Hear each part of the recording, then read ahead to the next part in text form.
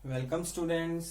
आज का जो हमारा टॉपिक रहेगा वो है electric potential energy due to a point charge. देखिए, इलेक्ट्रिक पोटेंशियल एनर्जी और इलेक्ट्रिक पोटेंशियल के बारे में मैंने आपको प्रीवियस क्लास में पढ़ा दिया था और मैंने ये चीज बताई थी, जो भी हम पोटेंशियल की बात करेंगे वो चार्जेस के रिलेटेड होगा। मीन्स जैसे हमने फर्स्ट चैप्टर में जो जो चार्जेस के रिलेटेड प्रॉपर्टी पढ़ी, यहाँ पे हम चार्जेस की एक नई फिजिकल क्वांटिटी, एक नई प्रॉपर्टी के बारे में पढ़ेंगे, that is known as the potential. Means charges के पास पोटेंशियल भी बन सकता है। और मैंने आपको एक चीज बताई थी कि पोटेंशियल कब बनेगा, जब चार्ज में क्या होगा। पोटेंशियल किससे डिनोट करते थे? वी से।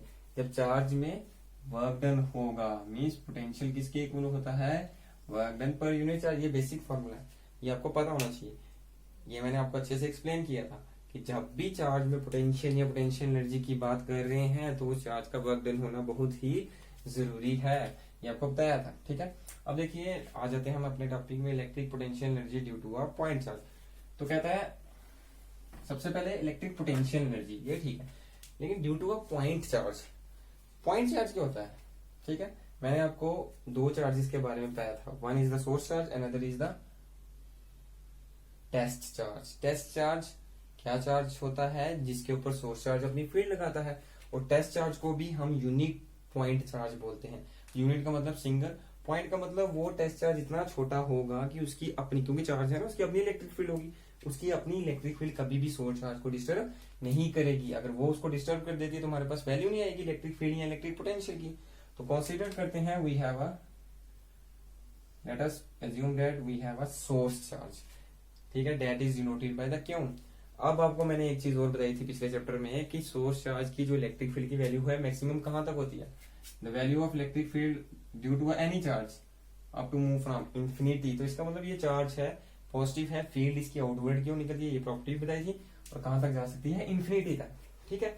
अब हम सपोज करते हैं, और देखिए मैं आपको कल भी बताया था कि जब भी हम पोटेंशियल पढ़ रहे हैं तो इस चैप्टर में सीबीएसई की बुक में एजम्पशन की जाती है, let us suppose a test charge experience का एक्सटर्नल फोर्स, ये ज्यूम किया जाता है। तो वही बात में मैं आ रहा हूँ।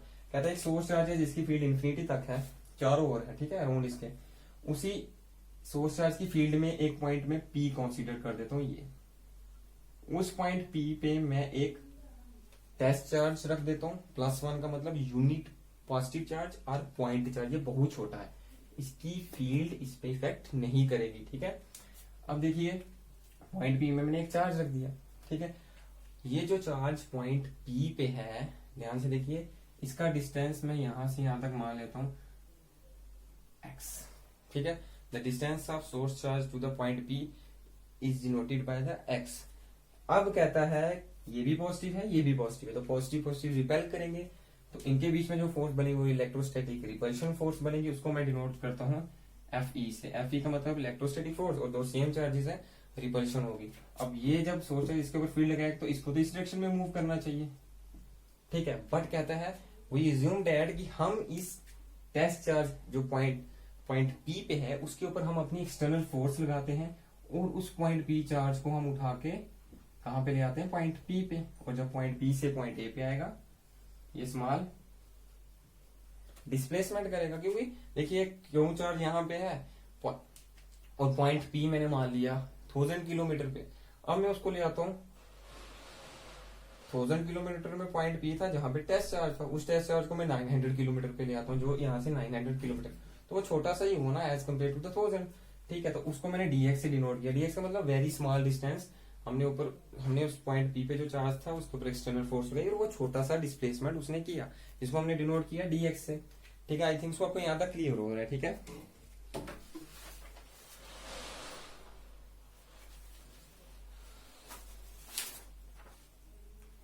देखिए यहां तक आपको क्लियर हो गया।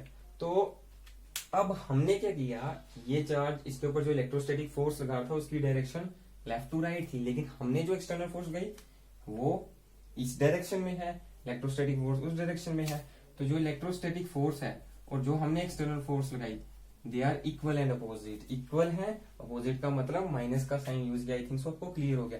तो कहता है we have a source charge, its field is outward, इसकी फील्ड में हमने पॉइंट पी में टेस्ट पॉजिटिव चार्ज रखा, उस पॉजिटिव चार्ज को हमने एक्सटर्नल फोर्स लगाई और उसको पॉइंट पी पे लाया, जिसकी वजह से उसमें थोड़ा सा डिस्प्लेसमेंट हुआ। अब यहाँ पे फॉर्मूला था according to the Coulomb law. Coulomb law का फॉर्मूला क्या था? F is equal to 1/4 Q1 Q2, वहां पे दो चार्जेस होते हैं, यहाँ पे एक चार्ज है कैपिटल क्यू, दूसरा चार्ज क्या है 0.1 +1 सॉरी, +1 का मतलब Q1 इंटू Q2 होता है, कूलम ने आपको पढ़ाया है। दूसरा चार्ज जो है यूनिट पॉजिटिव चार्ज है इसलिए मान लिया अपान। अब जरा देखिए इन दोनों के बीच का डिस्टेंस क्या है, इन दोनों के बीच का डिस्टेंस है x, इसको मैं डिनोट कर दूंगा x स्क्वायर से। ये फॉर्मूला हम लोगों ने पढ़ा है, आई थिंक सो आपको क्लियर हो गया। अब this is the coulomb force, जो फोर्स ये पॉजिटिव चार्ज इसके ऊपर लगा रहा है इस डायरेक्शन में। अब हमने जो काम किया, हमने एक्सटर्नल फोर्स लगाई, इसको इस डायरेक्शन में मूव किया, उसकी वजह से उसमें क्या हुआ डिस्प्लेसमेंट। हमने फोर्स लगाई कौन सी, ये वाली, इस फोर्स के साथ इसमें डिस्प्लेसमेंट हुआ, ठीक है ना। हमने जो फोर्स लगाई इस पे उसकी वजह से डिस्प्लेसमेंट हुआ। We know that force into displacement किसके इक्वल होता है, that is equal to the work done. We know that work done किसके इक्वल होता है, फोर्स इंटू डिस्प्लेसमेंट के। अब देखिए आपको यहां तक क्लियर हो गया। और we know that A dot B किसके इक्वल होता है, A B cos of theta. और यहाँ पे मैं कॉस थीटा क्या लूंगा, जरा आप ध्यान से देखिए, थीटा क्या होगा, देखिए ये इलेक्ट्रोस्टैटिक फोर्स इस डायरेक्शन में जा रही है, हमने जो फोर्स लगाई इस डायरेक्शन में, तो ये इस डायरेक्शन में एक इस डायरेक्शन में फोर्स, दोनों के बीच का जो एंगल बन रहा है वो बन रहा है 180 डिग्री। और we know that cos of 180 degree क्या होता है, cos of 180 degree is equal to -1। तो यहाँ पे क्या आ जाएगा, ये बन जाएगा -1, ये बन जाएगा f into D X. D W किसके इक्वल बन गया, डी डब्ल्यू बन गया f into, this is equation second, f is equal to D W is equal to -f into D X. I think so यहाँ तक आपको clear हो गया। देखिए इसमें हमने जो एक्सटर्नल फोर्स लगाई ना उसमें इसका छोटा सा थोड़ा सा माइन्यूट सा डिस्प्लेसमेंट हुआ।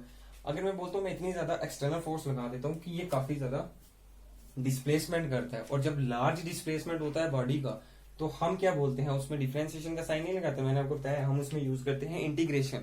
तो व्हेन वी यूज, हम बोलेंगे जब बॉडी ने total displacement means body cover a large displacement, therefore उस टाइम में क्या होगा, जो चार्ज है लार्ज डिस्प्लेसमेंट कवर करेगा, और therefore displacement is converted into the integration. तो आई थिंक सो आपको यहां तक क्लियर हो गया, मैं इसको रब कर देता हूं। तो देखिए देयरफॉर टोटल वर्क डन जो होगा,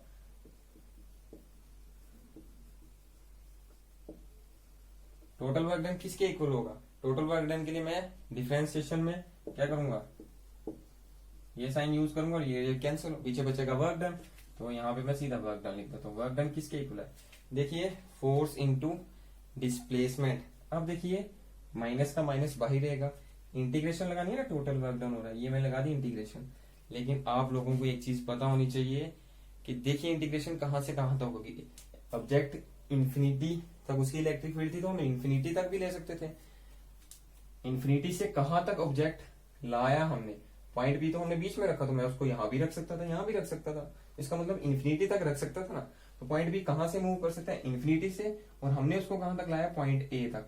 और मुझे बताओ हमने यहां से तो यहां तक डिस्टेंस एक्स दे दिया, लेकिन यहां से यहां का डिस्टेंस अभी नहीं दिया, तो उसको हम सपोज कर लेते हैं आर। तो इसका मतलब पॉइंट पी को हम इंफिनिटी तक रख सकते, तो इसका मतलब वो कहां से कहां तक आ सकता था, from infinity to the distance R. इसका मतलब जो एक्स है, ये एक्स कहां से कहां तक वेरी कर सकता है, इंफिनिटी से, एक्स कहां से कहां तक वेरी कर सकते हैं, इंफिनिटी से आर तक। तो टोटल वर्क डन किसके इक्वल हो गया, W is equal to X minus X is equal to infinity up to X is equal to R, अंदर है एफ इंटू डी एक्स।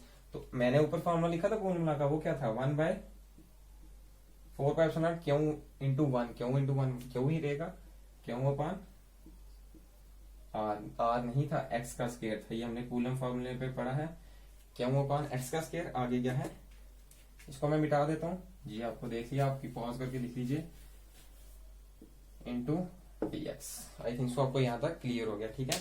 तो अब मैं इसको यहाँ से रब कर देता हूँ। आगे क्या होगा, देयरफॉर माइनस का माइनस ही रहेगा। देखिए 1/4 वी नो दैट ये कांस्टेंट है, और क्यों भी कांस्टेंट, सोर्स चार्ज बड़ा तो छोटा हो नहीं रहा, इसका मास भी कांस्टेंट है, जो जो कांस्टेंट है उसको बाहर ले आते हैं, क्यों अपान 4πε0, ये हो गया डब्ल्यू। अब अंदर क्या है, integration X infinity to X is equal to R. अंदर क्या है, ये पूरा बाहर आ गया, देखिए ये पूरा बाहर आ गया, अंदर बचा 1/x का स्क्वायर इंटू डी एक्स। अब यहाँ पे क्या होगा, सबसे पहले मैं इंटीग्रेशन आपको पता है कि क्या होगा, सबसे पहले हम इसको इंटीग्रेट करेंगे। तो वी नो दैट इंटीग्रेशन के लिए फॉर्मूला होता है एक्स की पावर एन इंटू dx। तो क्या होता है एक्स की power N plus one upon N plus one. तो यहाँ पे एक्स की पावर तो ऊपर तो एक्स है नहीं, लेकिन जब ये एक्स का स्केयर डिनोमिनेटर में ऊपर लेके जाऊंगा तो क्या बन जाएगा एक्स की पावर -2। और जब मैं इसमें ये फॉर्मूला लगाऊंगा, देखिए इंटीग्रेशन ऑफ एक्स की पावर -2, एक्स dx है, एक्स dx है, एन की जगह क्या है -2। तो फॉर्मूला क्या बनेगा एक्स एन की जगह -2 मीन्स यहाँ पे आएगा -2 प्लस 1 अपान -2 प्लस 1। तो क्या बनेगा एक्स -2 प्लस 1, -2 में से प्लस 1 गए तो -1, नीचे भी -2 में से प्लस 1 गए तो -1। तो जब मैं इसकी इंटीग्रेशन करूंगा, लिमिट नहीं हटाई मैंने, अपर लिमिट लोअर लिमिट नहीं हटाई, लेकिन जब इसकी इंटीग्रेशन की तो हमारे पास ये आया। तो इसका मतलब ये क्या बना माइनस क्या 4π0। इसकी इंटीग्रेशन जब मैंने कर ली पूरी, तो 1 मिनट, इंफिनिटी तक है, इसकी इंटीग्रेशन कर ली तो हमारे पास क्या आ गया एक्स की पावर -1 अपान -1।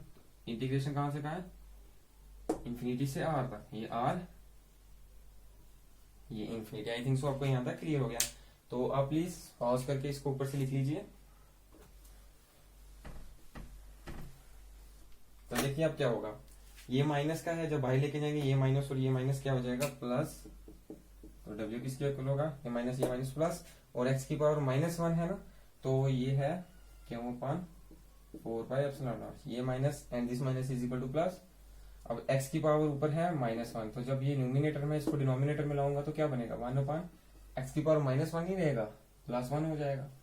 लिमिट कहां से कहां है x is equal to infinity to x is equal to R. अब हम क्या करेंगे x की power anything raise to power 0 होता है 1, तो यहाँ पे x की पावर 1 है तो ये भी 1 x ही रहेगा, ठीक है। तो अब क्या करेंगे upper limit minus lower limit, तो क्या बनेगा क्यों अपान 4π0 1 अपान x की जगह डालना भाई यार, तो बनेगा 1/1। तो हमें लिखने की जरूरत नहीं है, तो इसको मैं यहाँ से रिमूव कर देता हूँ, -1 अपान इंफिनिटी। और 1/∞ क्या होता है देखो 1/0 अनडिफाइंड, और 1/∞ होता है 0। ये आपको पता होना चाहिए।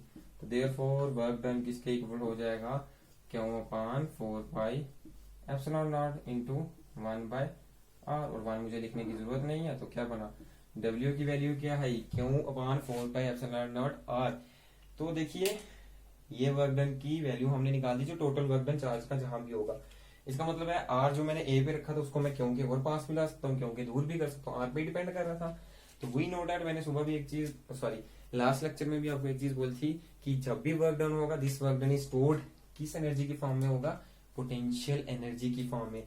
उसी तरीके से अब मैं W की जगह क्या यूज कर सकता हूँ when we remove a W a work done is stored in the form of potential, electric potential, और इलेक्ट्रिक पोटेंशियल का सिंबल होता है V, ठीक है। इसको किसी बुक में VR लिखा है क्योंकि डिस्टेंस उसने R तक लिया। तो V किसके इक्वल होगा V हो जाएगा आपका W के, और W किसके इक्वल है क्यों अपान 4π0 इंटू R। ये हो गया आपकी इक्वेशन प्रूव्ड। तो देखिए अब मैं एक चीज और बता दूं बेटा, हमने कूलम लॉ में पढ़ा, डाइपोल में पढ़ा, वहां पे r² r³ हमने पढ़ा, इलेक्ट्रिक फील्ड इन इक्वेटोरियल लाइन एक्सियल लाइन, वहां पे r³ r² वेरी कर रहा था। लेकिन आपको ये चीज याद रखनी है कि पोटेंशियल जो है वो किसके वेरी कर रहा है 1/r के, not a 1/r², not a 1/r³। तो आई होप आपको ये चीज क्लियर होगी, क्योंकि क्यों अपान 4π0 कांस्टेंट है, तो v किसके इनवर्सली प्रोपोर्शनल होगा 1/r के। आई थिंक सो आपको यहाँ तक क्लियर हो गया, ठीक है। एनी डाउट, अगर आपको कोई डाउट है तो प्लीज आप कमेंट बॉक्स में मैसेज कर दो। Thank you so much student.